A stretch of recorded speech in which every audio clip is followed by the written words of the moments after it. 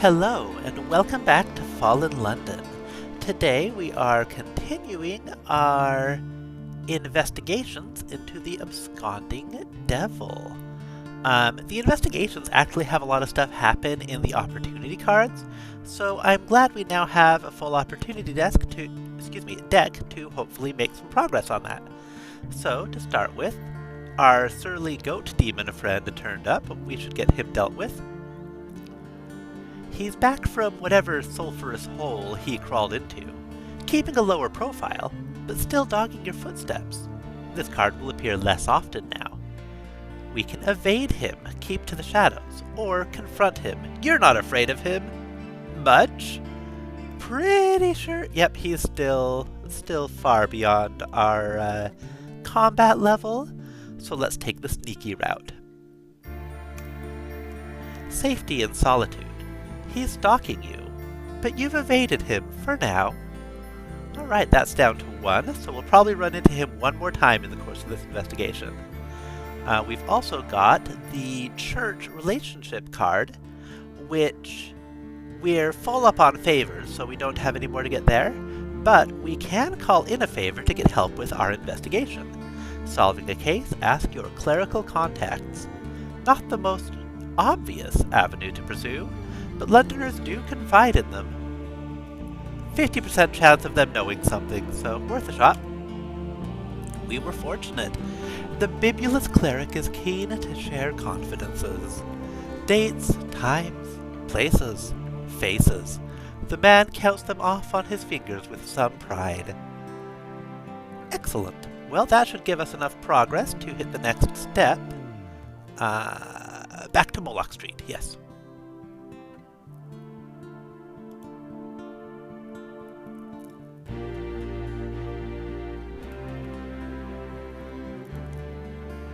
A development. Find an absconding devil. You've made a breakthrough. We've already asked about the singer, and we've already spoken to contacts at the Brass Embassy. Apparently, we could maybe meet with the singer after we get one more piece of evidence.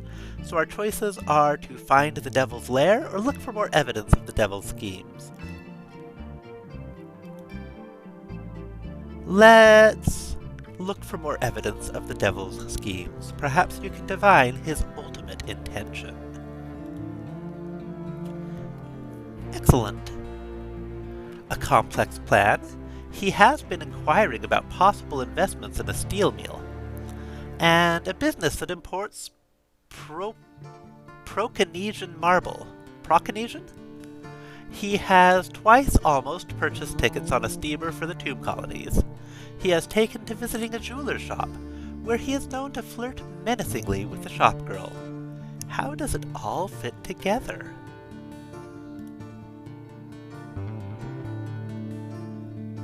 And amazingly, we still have enough evidence to go ahead with the last piece of evidence here. But I want to quickly go through our opportunity cards to see if that goat demon turns up one more time. Often you can get a slightly better result if you have fully dealt with a complication. So, the Baronet. You have discovered when the Baronet is visiting his mistress. You plan to be there. You will exact vengeance for the urchins. So this is the guy who's been harassing urchins and sending people to beat them up. I can't remember right. I think the urchin stole from him. Something like that. Ambush in the boudoir. Leaping out from behind the velvet curtains is hardly sporting, but one does what one must. Worth a shot. We failed. Justice and fear. Although it pleases you that the Baronet is afraid of you, the urchins are no closer to being avenged. It seems that he realized you are stalking him, and has taken to almost total seclusion. The mistress receives 2 other lovers before you give up waiting for the Baronet. Your time will come again, you are sure. Vengeance shall be exacted. City Vices. A plea from an old friend. You run into an artist's model you once knew. She seems to be doing well for herself, although a faint aura of Veilgarden still clings. She could use your assistance with an over-eager suitor. A polite enough fellow, but he just won't give up. Alright, I feel like you're sending some mixed signals going to your ex for help with the current suitor, but okay. Our options are trounce the fellow. He deserves a thrashing. Importune your, ex-lover whom you, originally seduced for rather selfish purposes, will he? Perhaps you shouldn't say that out loud. Anyway, thrashing deserved. Persuade the fellow. Violence doesn't solve anything, especially if one has just had a manicure. Or, actually, he's not bad looking. Perhaps you should take him under your wing. He'll forget about her, surely. You know what? Let's take a shot. We succeeded. An acceptable interlude. That was an entertaining evening, but he's a lot duller at close quarters than you expected. And frankly, he was more interesting when he was in love with someone else. Now he follows you around all day, trying to give you flowers. Paper flowers.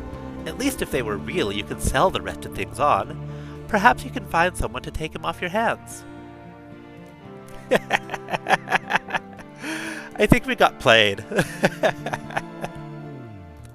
Demander for a day. A local villain has carved out a profitable enterprise. We've done this before. I think last time we went for the easy money, that or we went for deal with the Mason, but we were out in over our heads, so we'll deal with the Mason again now that we're stronger. The Mason scoffs at your employer. He has 4 burly sons, 2 claymen employees, and many hammers. This is going to be trouble. Didn't even have to fight. Sometimes it is not about fisticuffs or stabbing. Sometimes a fierce reputation, a vicious stare, and a few hints about burning down houses works better. You get a good share of the protection money.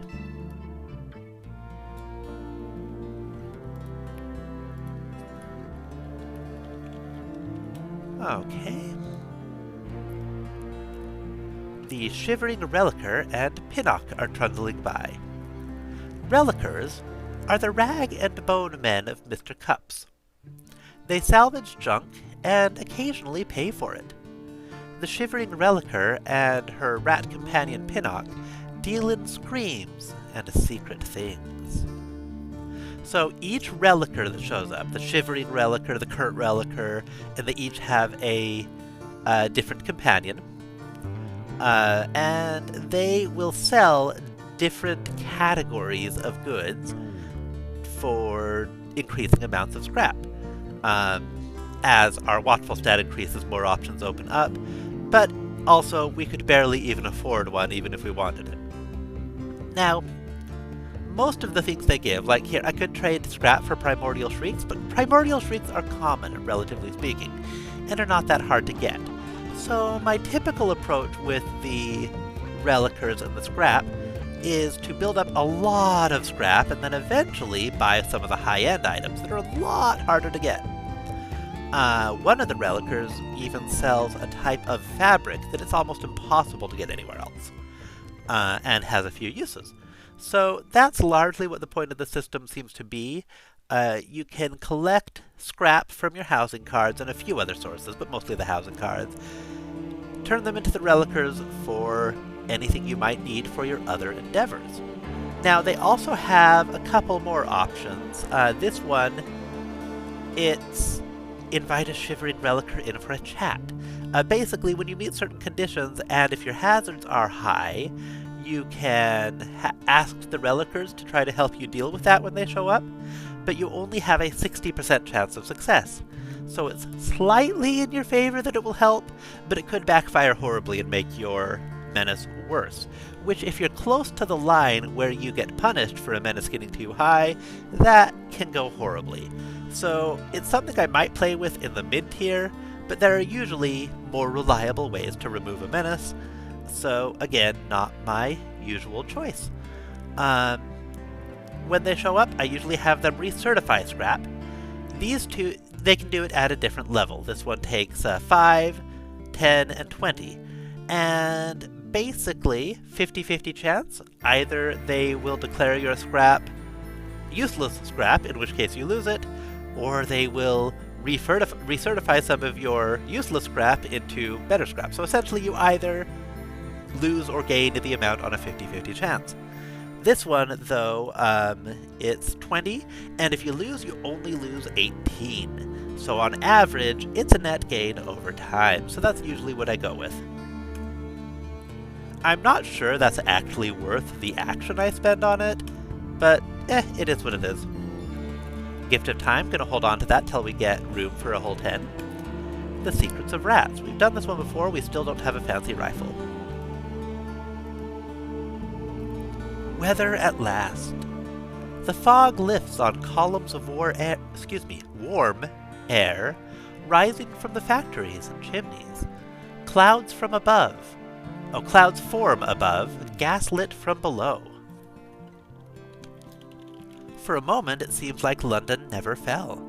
This could be a cloudy night from your days on the surface. Our options are, so much has been lost. The feeling of rain, the warmth of sunlight, flowers and grass, real trees. These things are lost to you now. Or, well, the clouds are quite pretty. You will mention the clouds to some artist friends at the party you're hurrying to. Perhaps that poet will be inspired to write a work of hope and melancholy. Isn't life endlessly splendid? Or an opportunity. The crowds are looking up at the strange clouds. Perhaps one should pick a pocket or three while they are distracted. Let's go for that. I'm all about some opportunism. An easy sort of life. Those sailors were carrying a little glim, and you are off into the night before anyone notices. Beneath is an unlocked door for one of your talents. That gets us a little bit of glim, and increases our shadowy and our subtle. The other two options increased our melancholy, or I think our hedonist, respectively. Digging in the city. There are rumors of a find of 4th City relics near Ladybone's road. Intriguing. Swift archaeology. It's not obvious where the relics might be, and there is pressure from the other amateur archaeologists. Let's give it a shot. A find. Your investigations lead you to a venerable and abandoned stone stable, and in the filthy floor of the place you unearth a trove of relics from the 4th City. Wherever the city was in its surface days, it was definitely somewhere closer to Samarkand than Rome. Fascinating, and reasonably profitable. We got 7 relics of the 4th City, which are horsehead amulets, carved from bone and blue-glazed potsherds. A gift from the Capering Reliquar. The, someone is coming quality that has been filling up slowly on a bunch of other cards will, when it fills up to a certain point, cause the Capering Reliquar to show up. He drives a creaking green moss-covered cart and wears a mask. They call him the Capering Reliquar. He has a gift for you. As we make further accomplishments and open new stories in London, we'll unlock other gifts he might give for us, but for right now, all he offers is a scream for our mantle. They were the most fashionable thing. They were thought most fashionable long ago, says the Capering Reliquar. More a chorus than a shriek, the Capering Reliquar hands you a rattling, moaning stone jug. To drown out the noise of your sins! Excellent. The Ways of the Shuttered Palace. This is another way to get a shortcut into a zone we haven't unlocked yet, not interested right now. Slime and Amber, the Rubbery Men. Rubbery Men are social outcasts. Their physiognomy is distressing, and they lack the wealth necessary for acceptable eccentricity.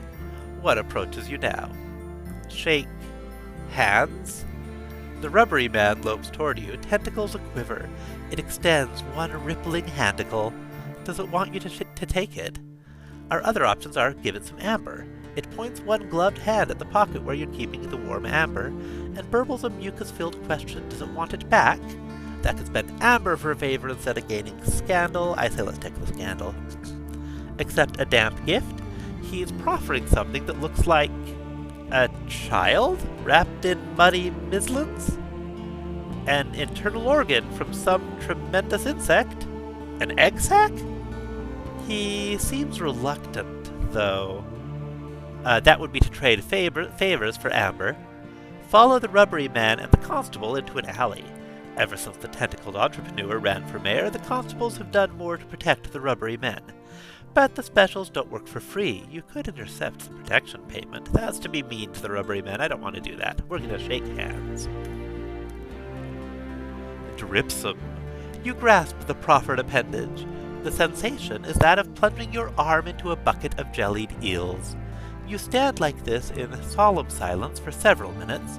Then, as abruptly as it had arrived, the rubbery man unwinds its limb from your wrist and is off down the street at some pace. All right, I hope you liked that. Okay, let's snag our timer for the week. And let's progress this case.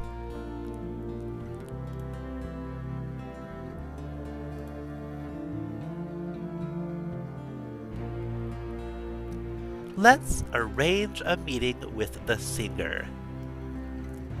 If you can convince her to talk to you.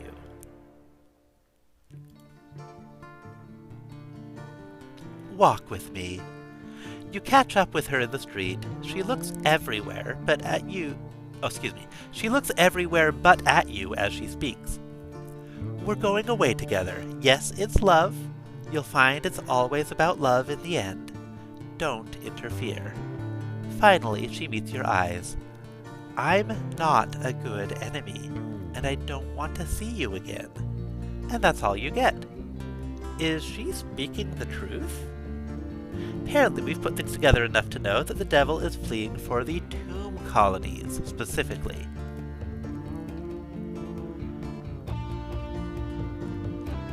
Your informant reports that the absconding devil is en route to the docks. If the evidence you've gathered is correct, he plans to elope with the music hall singer to the tomb colonies. What will you do? Our options are: report his location to the brass embassy, they're paying you after all; delay the music hall singer until the ship sails; warn the devil, he might be in more trouble than he knows; or leave them to it. Are they really in love? Are you best out of it in any case? I've said it recently in my near playthrough, I am always on the side of if anyone wants to be lost or missing, they have every right to be. If these two are trying to run away from their lives together, even if it's criminal or sinister or it's not true love, I don't care. I'm really not interested in making a devil stay with hell for any reason, or making a musical hall singer stay in London for any reason. I'm just not about that, so I'm going to go ahead and warn the devil. He might be in more trouble than he knows. And then he was gone. Oh. You warn the devil that the singer will betray him, and that the brass embassy is on his trail. I'm not sure what I picked up that indicated the singer was planning on betraying him, but I assume I know what I'm talking about. The absconding devil puts down his suitcase and smiles a little smile that has nothing to do with humor. Of course I knew. Of course. Devils are difficult to read. He is expressionless as he takes out a handkerchief. He wipes his yellow eye and presses something into your hand before heading up the gangplank. In your hand is a teardrop-shaped diamond. Perhaps the absconding devil was playing with you. That's it. Devils are known for their sleight of hand. For good or ill, the case is over. The embassy will not pay you your fee, but you have a story to tell and a particular diamond. Excellent. I'm still not quite sure what Jade missed that indicated that the singer was going to betray him, but apparently he was fine with whatever that was. And I hope they're happy. The case is closed. This is the end for now. Record the matter in your journal, a kettle on the boil, an armchair awaiting your grateful wait, the temptingly creamy surface of an empty page. Perhaps one day you'll publish. Alright, lessons learned, same as before. Cleaned everything up. We gained another compilation of case notes. Every time we solve a detective case, we get these. We can use them in our writing later on when we're trying to write more difficult books that need a little more real inspiration. called to account. A bleary entertainer stamps up to you in the Eclipse Tavern. Black ale sloshes out of her mug with every swaying step. He was a friend, you know. The absconding devil. She downs what's left in her cup before slamming it on your table. Tell me, what gives you the right to decide other people's lives? I mean, I just tried to warn him. I wasn't trying to decide anything for anyone, but... Our options are, you're better equipped to decide than most. You knew not only the facts of the case, but certain facts of life in the Neath. Can she say the same? I've been in the Neath for like a week? I'm not sure I should be trying to pass myself off as some kind of expert. You did what felt right at the time. You wished to make things turn out for the best. It was the kindest thing. Or, you were aware of hidden depths to the situation. There was more to what happened than she could know. You steered the situation where it needed to go. Or, you were there. That gave you the right. Who says you couldn't decide their story? They certainly weren't doing a particularly good job of it. So I'm torn between the magnanimous one and this one. I'm kind of a mix between the two, especially because that was my approach to it. Yes, I was meddling and investigating, and I feel that my path gave me the right to do that. So I kind of like that, but also it is what felt right to me at the time. I wasn't trying to do anyone any harm. So I'm going to go with this one. You were there, that gave you the right. A violent retort. Yes, it's forceful. The bleary entertainer slumps against the table, disconcerted. She laughs affectedly, drawing the notice of other patrons. You think it's up to you to decide everybody's lives? You knew better than... She pinches the bridge of her nose and blinks fiercely. But what about what I wanted? She runs her fingers around the rim of her mug before snatching it up, and a hand catches her wrist. The graying messenger shakes his head. Enough, madam. The bleary entertainer breaks into tears and stumbles away. The messenger bows. My master has heard of your powers of discernment. He wishes to meet you at your earliest convenience. All right. Look, I'm sorry you're upset, but I didn't even know you existed. You know, you could hired me too. And they were leaving anyway. It's not like... Anyway. It's not like I sent them away. Okay, the lady and the monk. The red-robed monk is growing increasingly concerned for his disciple. This is our benefactor who gave us our watchful hat. Or sneaky hat, sorry, not watchful, the inconspicuous one. The only lead you have is an elegant tattooed lady. You've heard it said that she's a spy of some sort. Okay, she is definitely the tattooed courier, right? Right? Skulk around where spies loiter. Clothairman's tattoo parlor and Tyrant's Gardens are the most notorious haunts, but you know other places. You must be subtle. That poor constable. You round a corner near Clothairman's and there she is, the lady described by your footpad. You follow her. Oh, but she's good. You don't know whether she spotted you or she's just cautious, but it takes all your craft to stay on her trail. She nearly throws you off with a trick involving two hansoms, a constable, and a hurled umbrella. Nevertheless, you follow her to a tea shop. You overhear a long, rambling conversation between her and the proprietress, who reminds you of your great aunt. The spy mentions the lad. It seems that she was grooming him for the great game, but he ran off to Miss Plenty's carnival. Okay, apparently the widow liked that investigation. Wasn't doing it for you, but okay, and we got a bunch of candle stubs.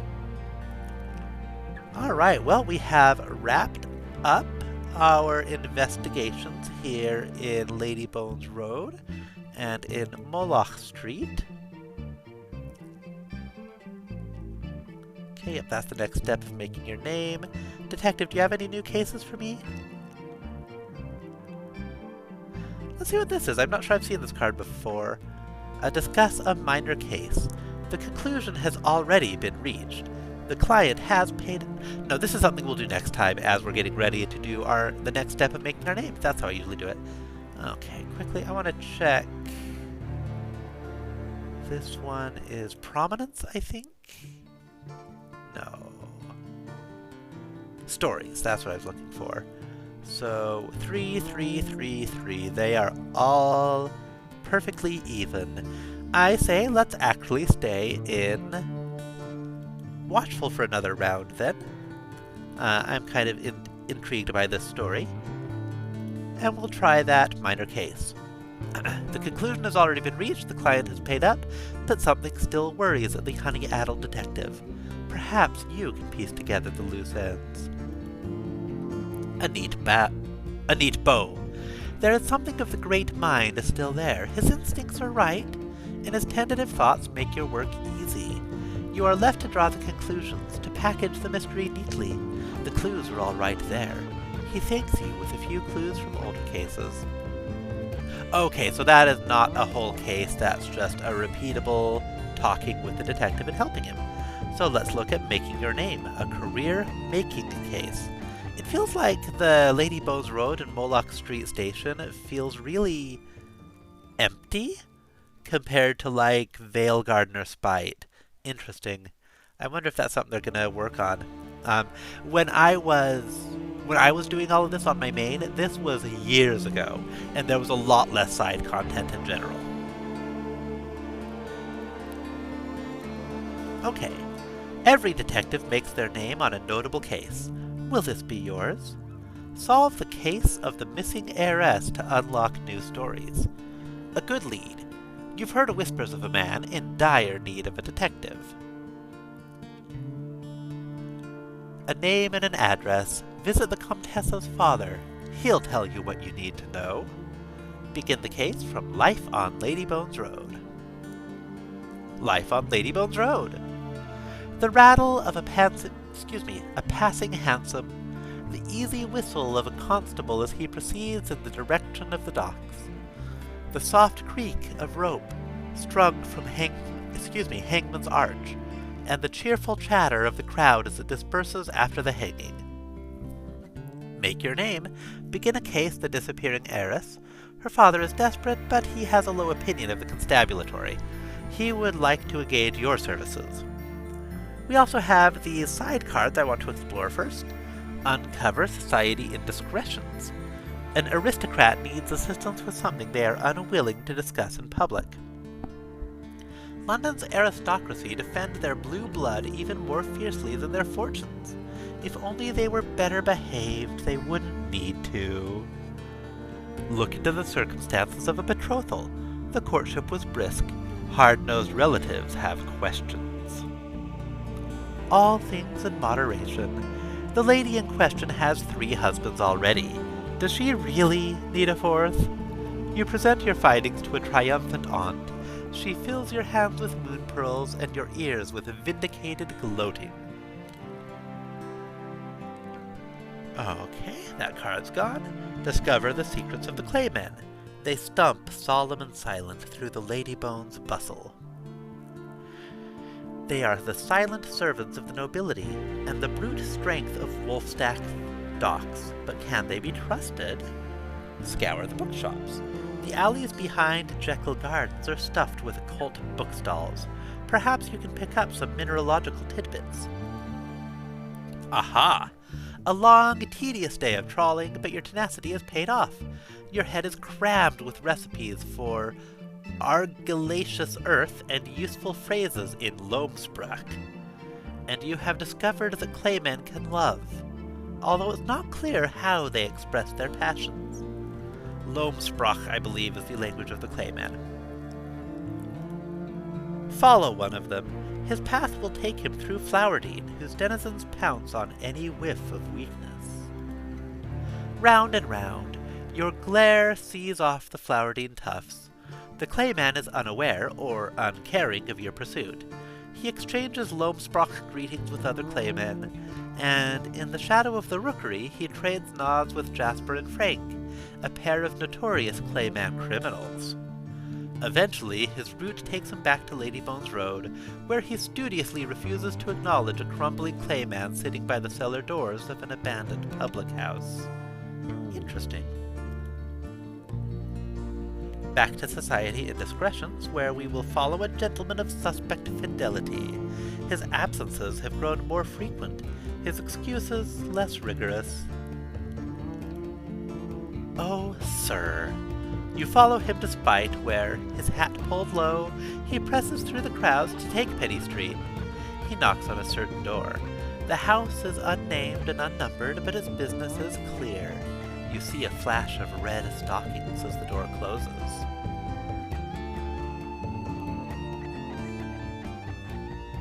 Another new one just appeared. Babysit a troublesome aristocratic miss. Girls today, gallivanting about in a quite possibly immodest number of undergarments. Fortunately for you, some of them have rich, concerned fathers. A wealthy noble needs somebody to keep an eye on his wayward daughter. The young lady is burning through her inheritance, and he wants to know where those echoes are going. The girl with mushrooms in her hat. The young lady is quick-witted and has a taste for adventure.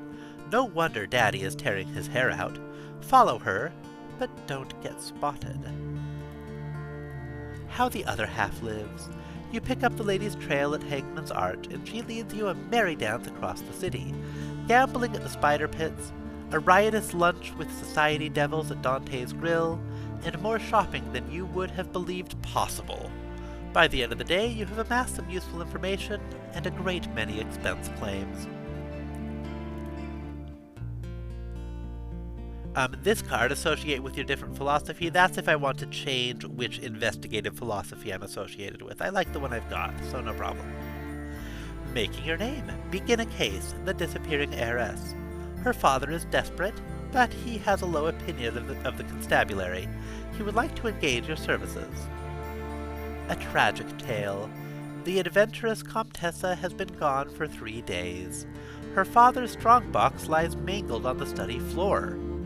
Daddy will give anything to see that money again. And his darling little girl, of course. That goes without saying.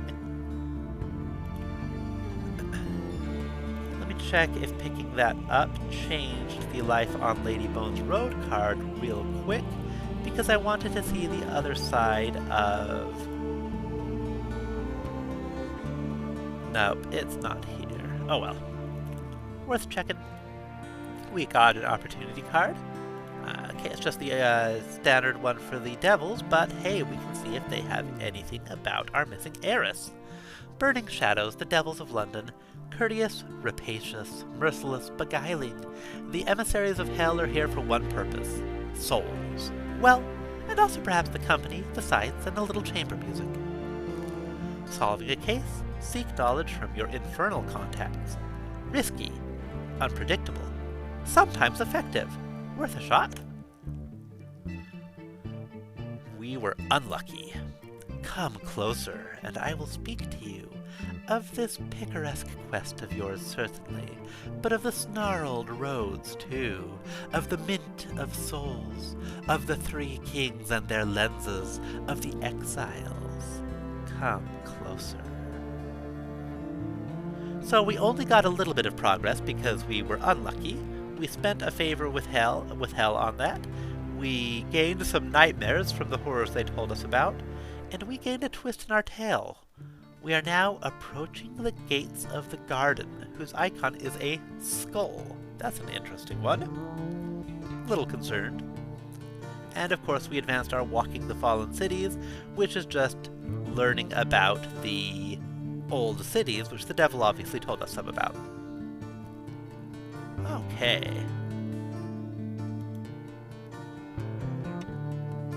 I think I'm going to try just do one of these and see if it makes the one I'm looking for appear. No. Alright. Oh well. I'll probably make the right one appear between episodes and include that in the next one. So, back to Moloch Street to pursue the missing heiress. Actually, you know what? Since so much of this is tied up in opportunity cards, and these are extremely generic, they're not dependent on the case, we don't get any new information, I am going to wait to proceed on this case until next episode when we'll have a fresh round of cards. So instead, we are going to go to, let's say, back to Veilgarden to look at making our name persuasively. First, of course, we are going to investigate any new side stories. Making our name involves getting to the ball. We'll come back to that. We've got a whole bunch of new stuff here.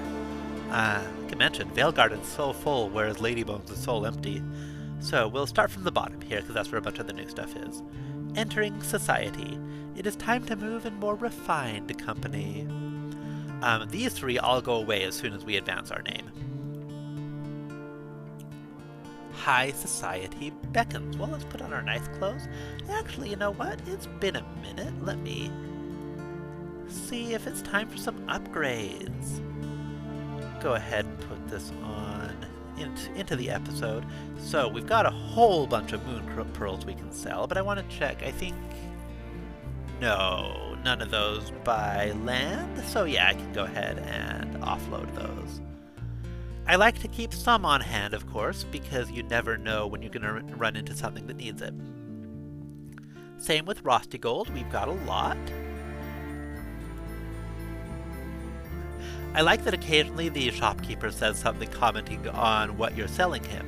I say, someone's been shedding blood, I see, since Rusty Gold is traditionally payment for violence. We've got enough primordial shrieks, I don't mind offloading some.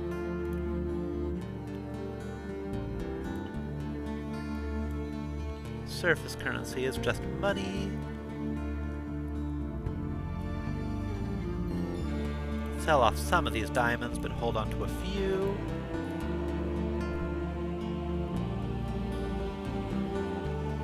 Sell a chunk of correspondence plaques. Those are really useful later, but there are plenty of sources of them.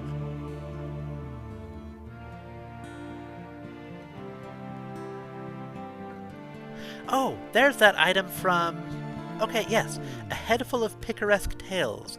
That's what came from that weird card that was the, that tribute to Vance. So we can go ahead and sell that, and as soon as we do, that card might show up again, giving us another chance to get 12 echoes 50 pence, which is a chunk of change. Right now, I'm so old that if I had a big gush of money, I don't know what I'd do with it. Jack Vance. Alright, so with that, let me quickly double check my outfits, look for obvious holes. So if we're going to be doing persuasive pursuits next, that's what I would first want to look at upgrading. We currently have a persuasive hat, a persuasive weapon, and a... that's it.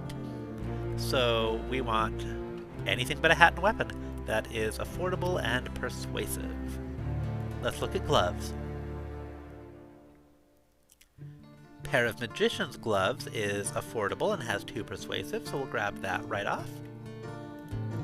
How about full outfits?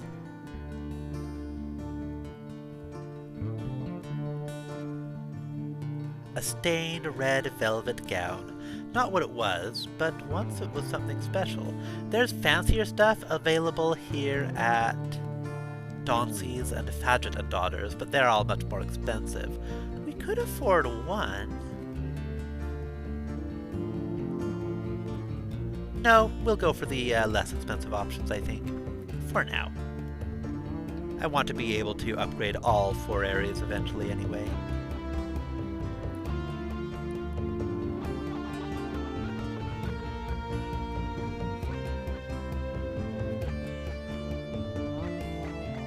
We'll purchase the Bundle of Glad Rags. It has those penalties, but I can switch outfits. And this is a lot more expensive just to lose the penalties.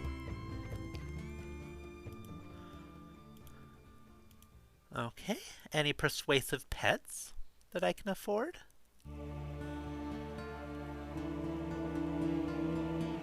A de-shrieked mandrake. Soak 1 mandrake root in solution herbs, formaldehyde, in order to blunt its shriek. Leave in cage with songbird 9 weeks. Serve.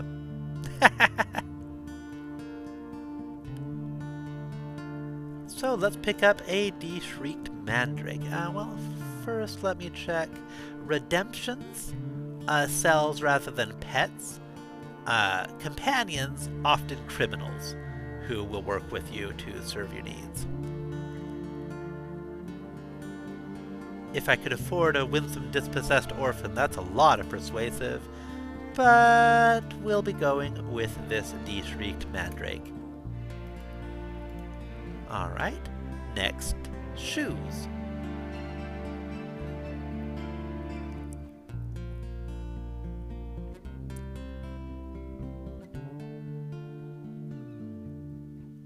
So $4 would get us a persuasive +2 shoes that also increase our scandal, but I think I'm going to go with the more expensive option for the pair of stylish riding boots. Our scandal's at 5 right now, and I believe it's, if we go to 8, that it actually sends us to the tomb colonies, and so that would put us within too close to bump it up to 6, and I don't want to spend the actions on getting rid of the scandal right now, so the stylish riding boots it is. I'll want the stronger option eventually anyway. Okay. And that is it for clothes I can buy. Let's get these all equipped.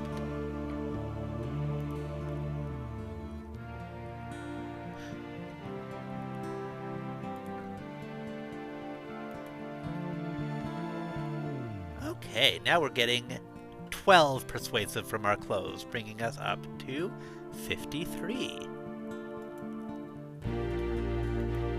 Okay, so now that that is done... Where were we? Had I already done this? No, okay. Entering society. It is time to move in more refined company. High society beckons. Getting in with the servants. The first step is the confidence of the servantry. Lending them a hand with their intrigues may pay dividends. Let's give it a shot. Toffs don't belong below stairs. Although your efforts to curry the favor of the servants are convincing, you run into the barrier between those who serve and those who are served. Few among the servants are willing to accept direct help from someone who fancies themselves a person of influence. Perhaps another approach is called for. Scheming below stairs. This time we pulled it off. Well, you've untangled a love triangle involving grooms, mediated between two hot-headed valets, and put a distressed maid into contact with someone who might be able to return her to the surface. You have the gardeners and a butler to deal with tomorrow, but things are going swimmingly. The servants are comfortable with you and share some of their secrets. Excellent.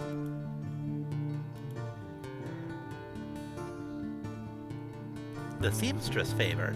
Anyone who is wearing the creations of a certain seamstress this season. Oh, anyone who is anyone is wearing the creations. You are not, yet. Threading the needle.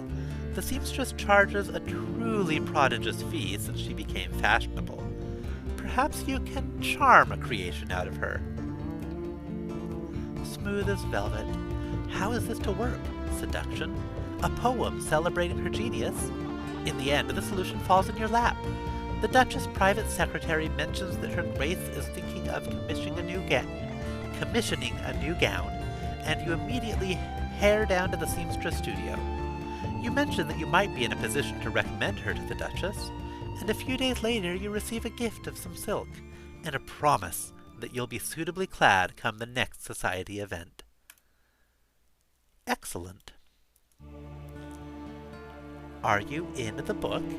Slow Cases Exceptionals is the definitive guide to notable persons of London's. You must be in it. Penning oneself into history. They want documented evidence of notability? You'll give them evidence. Whilst on the back of an elephant? The infamous Mr. Slowcake is never available, but you have a sheaf of evidence of your greatness for one of his junior editors, much of which isn't totally false. However, you can't resist embellishing a bit, and the editor's eyebrows rise slowly. Your documentation is, however, convincing, and the editor promises that your name will be in next season's edition of the book. Curiously, the publisher sends you a case of wine a few days later. Well, I assume that means they're convinced. Alright, that all went well. What else is new? Jewel Thief, Honey Sipping Heiress. I thought these went away once I advanced. Oh, I think the option to start it is, but if you've already done it, you can continue the acquaintance. The Curate and his sister. Certainly they're both rich, and certainly they're both handsome. You've heard peculiar stories about these two, but your exploits have given you a taste for intrigue. Begin to work your way into their affections. Rich, handsome, and virtuous. Would it be any fun if it were too easy? Their address and your second best clothes. Find out more first, then perhaps you can decide how to approach them.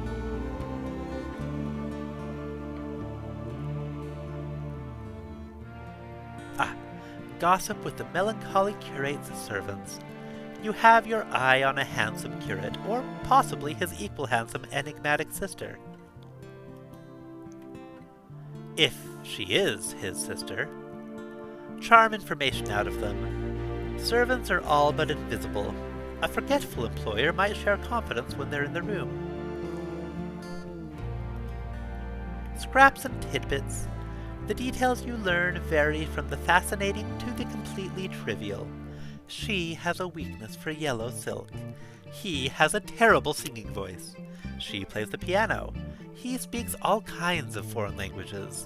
She does missionary work among the claymen. She likes her tea with 3 sugars.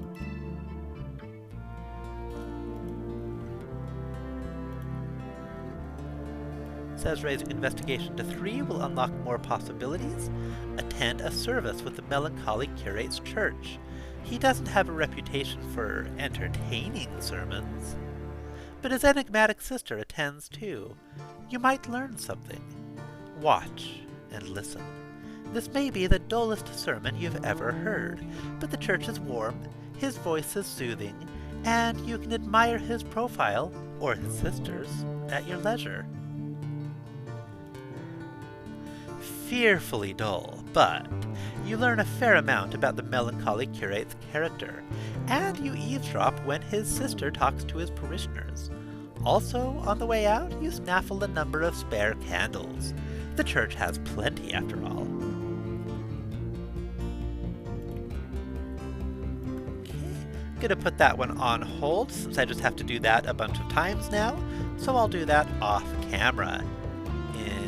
Instead, assuming the website figures itself out and loads the next page. Here, let's try. Sometimes doing that clears it out, yeah. Really? Y'all are struggling.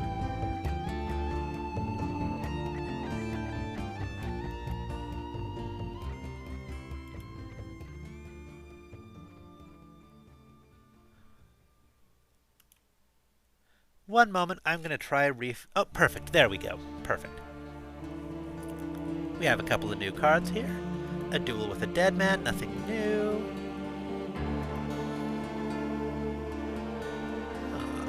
Either our internet or their website is not having a great day. That's okay. And orthographic infection, nothing new. I'll leave those. Okay, so like I said, I'll do the rest of those actions off camera, and we'll come back to that next time. I believe I've already looked at both of... No, I haven't. Not quite archaeology. A friend has found a valuable cache of Second City relics. Well, found, in quotes. More correctly, baked some clay tablets, scratched some nonsense into them, and then rubbed them with a dust. But that's a pedant's objection. Play the professor. Your acquaintance needs someone who can pass as a scholar. Your role will be to nod judiciously for a bit and then go wide-eyed with excitement at the significance of your find. Or fabricate and then foil an elaborate plan to steal the tablets. Well, if they've been stolen, they must be worth something, right? Let's go for the persuasive option. We succeeded and gained 20 primordial shrieks. Do you know what you have here? Your voice shakes, your hand trembles, you improvise ever more fantastic details about the Second City. You go down on your knees, and plead for the relic seller to donate them to your university. The heartless wretch ignores you and sells them to his original customer for a crate of shrieks. No, wait, that's what you wanted. Here's your share. Got a bit too into character for a minute there. Let's try the other option as well. Fabricate and then foil an elaborate plan to steal the tablets. What is wrong with the criminals in the city? You arrange for the counterfeit tablets to be stolen. That's the last you hear of them or the robbers. You curse the lack of reliable criminal henchmen in the Neath. Let's try that again. And this is how the villains did it. You arrange for the counterfeit tablets to be stolen and immediately declare yourself on the case. You make a great show of picking up clues, interviewing witnesses, and building a picture of how the crime was committed. The potential buyers are fascinated, and when you recover the tablets, they immediately buy them at an inflated price. There is, apparently, one born every minute.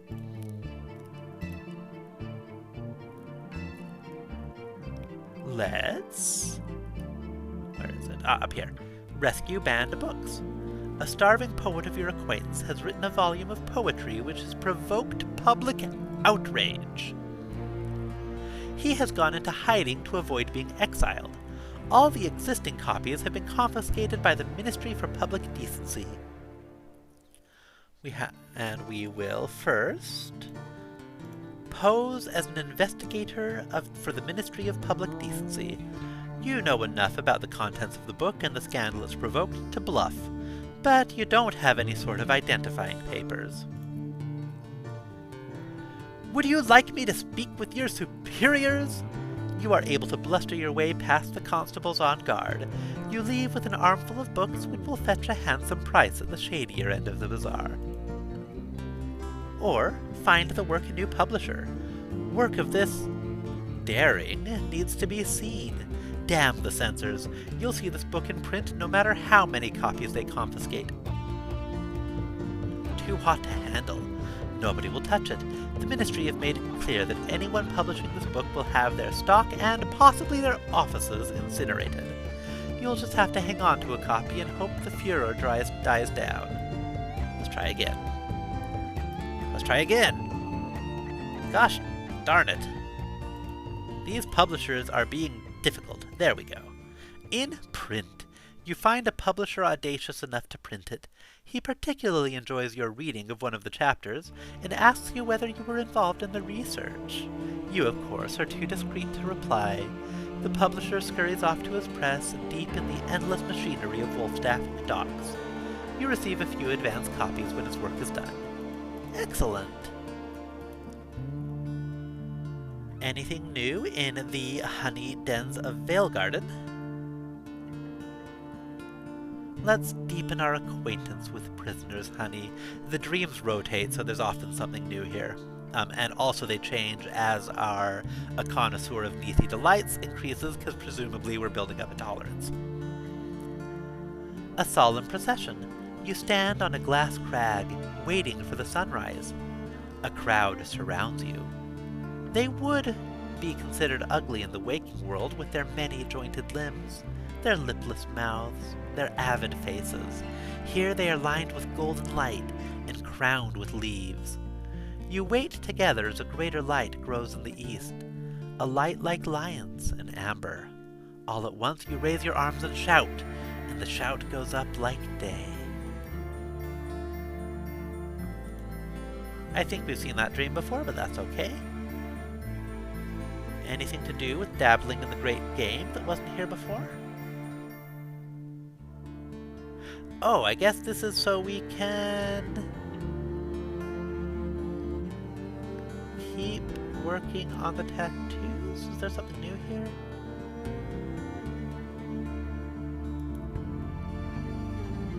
I guess we could do this process again if we wanted to, independent of... Or did I forget to finish this? I think this one might be a side story I forgot to finish before. Goodness. Let's see. Because we want to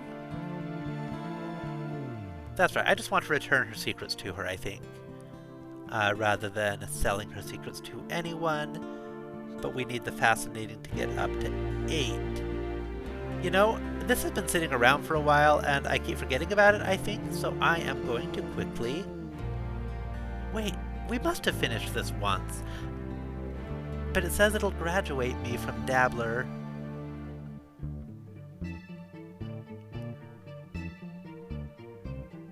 Oh, nope, I see. This would be a way to continue advancing our playing the game quality if we want to. So there's not going to be anything new there. That is just fine. Okay, did anything open up in the Singing Mandrake?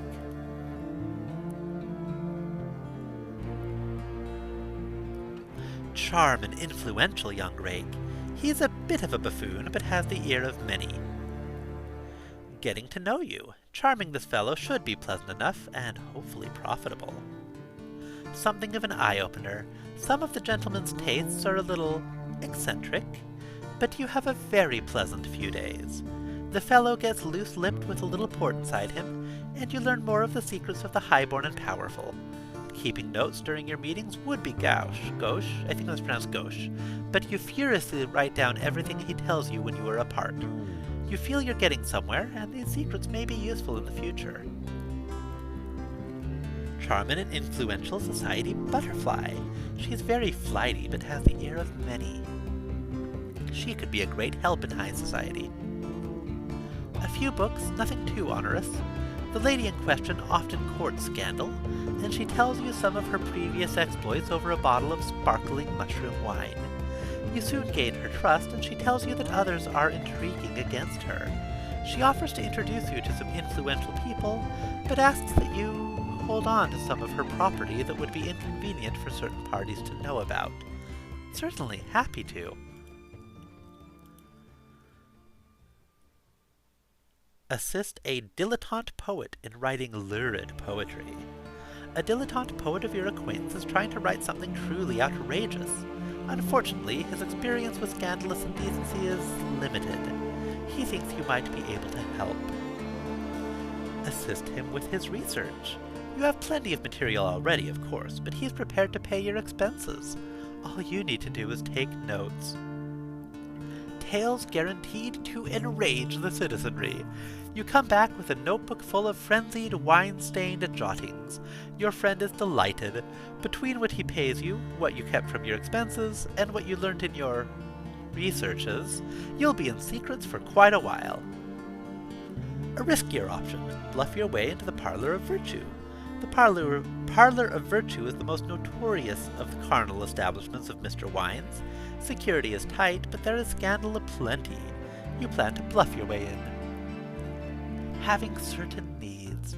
There are things that people do. Often to each other. Particular things. Things that other people pretend not to want to know about, but probably do. These things are observed, and notes are made. He wanted scandal? This stuff will probably melt the printing press. Excellent. Happy to help you out, buddy. Arrange a secret reading of banned poetry. Art cannot be chained. This actually spends some of our prescribed material. But art cannot be chained. Besides, the publican at the Eel and Compass is prepared to offer you a cut of the profits if you bring in enough custom. Put out the word. The time, the next midnight. The place, the private bar at the Eel and Compass. You may wish to come masked to avoid arrest by the constables. Secret, but not that secret. That business about masks was nonsense. The constables don't care that much, but it seems to have struck a chord with the crowd that fills the place. The evening is a success, with several faintings and whispered cries of shame. A beaming publican splits the take with you as promised.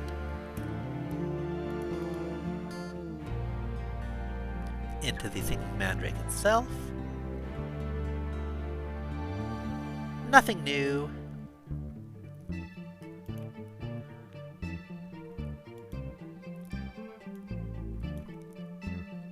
The criminal card has shown up. we're going to spend a favor to hopefully get some information about our investigation. We were unlucky. Be careful. Wary words in a room above a tannery. Hard looks from the men on the stairs. So we did make some progress, but gained us some noise. Again, too much noise is bad news at the end, but it's fine for now. Alright, well that is it for today. We've got a few actions remaining. We are going to pick up the next step for making our way to the ball, at least see what it's going to take. Making your name, getting to the ball. The Ambassador's Ball is a highlight of the season.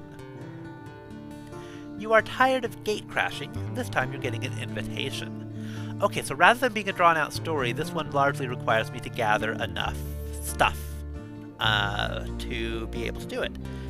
All we're missing right now is incendiary gossip. So we'll gather that from the other things we're doing and come back when we have 5 of it. Well, that will be all for today. Once again, thank you very much for joining me here in Fallen London. We're going to read a few lore scraps and then tuck in for the night. What is a spirifer? A spirifer, strictly, is anyone who trades in unlicensed souls. But the word usually means the villains who prey on poverty and desperation, kidnapping children to relieve them of their immortal souls, wheedling them from gin-soaked paupers, or snatching them from the mouths of drowned men. What is prisoner's honey? From the natural history of Pliny the Elder, there is another kind of honey. Its effect is attributed to the flowers called Exzel's rose, which are found in the sacred places from Pontus to Baetica.